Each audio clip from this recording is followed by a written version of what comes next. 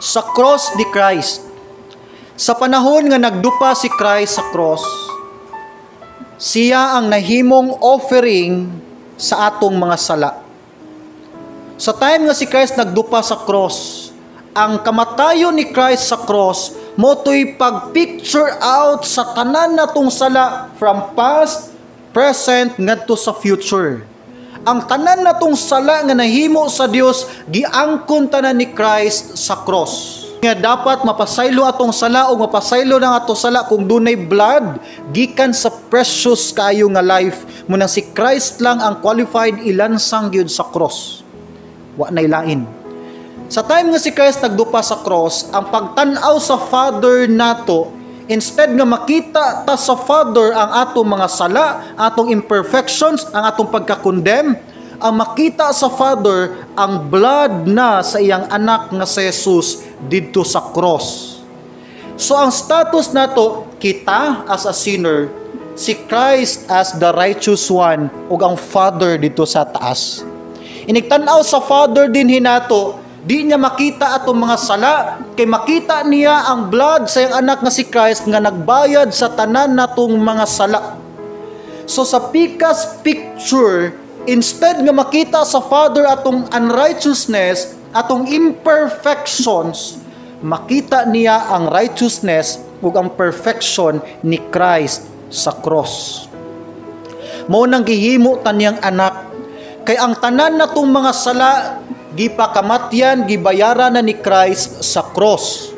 Ang atong pagka-imperno in the future, giangko na ni Christ ang atong pagka-imperno dito sa cross. Ang atong pagkahinukman, giangko ni Christ ang pagkahinukman sa cross. Ang atong pagdawat sa kapungot sa Dios, giangkon tanan ni Christ ang kapungot sa Dios sa cross.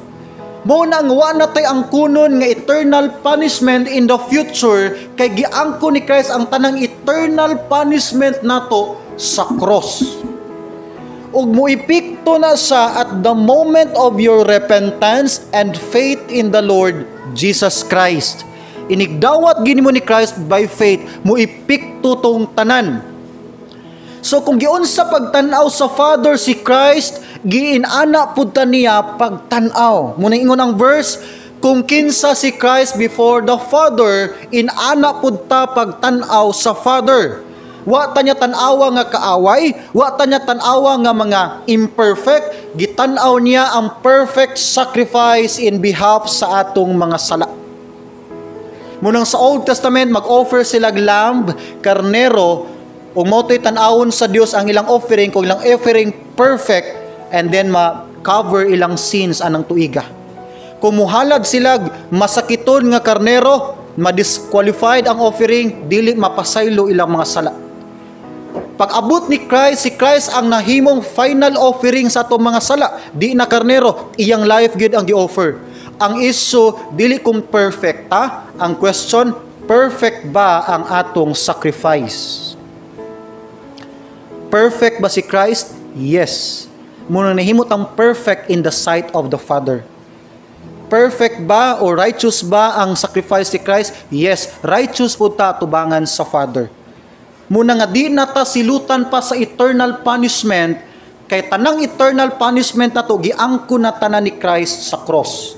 Ug muipikto na siya, again, inigdawat gyud nimo ni Jesus Christ as your Lord and personal Savior. Pastor John, makasala man gihapon ko. Daily.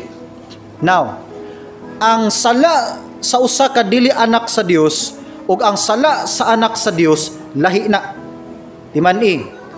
Ang sala sa dili pa anak sa Dios subject na sa eternal punishment.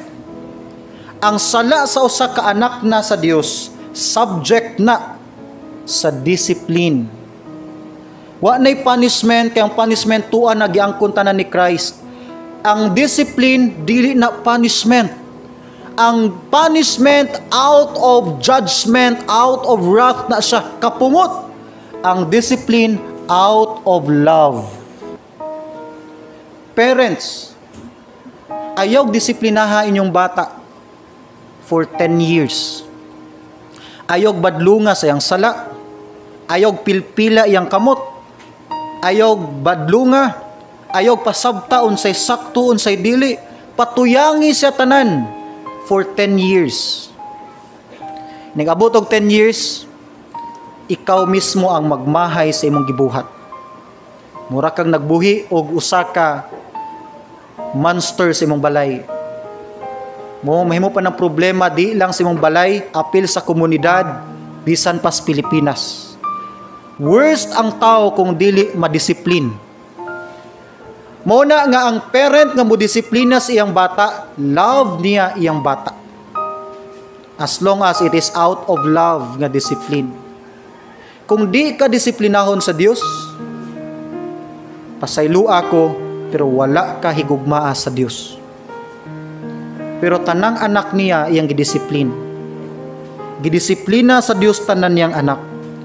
Munang part sa atong Christian life ang mga painful situations.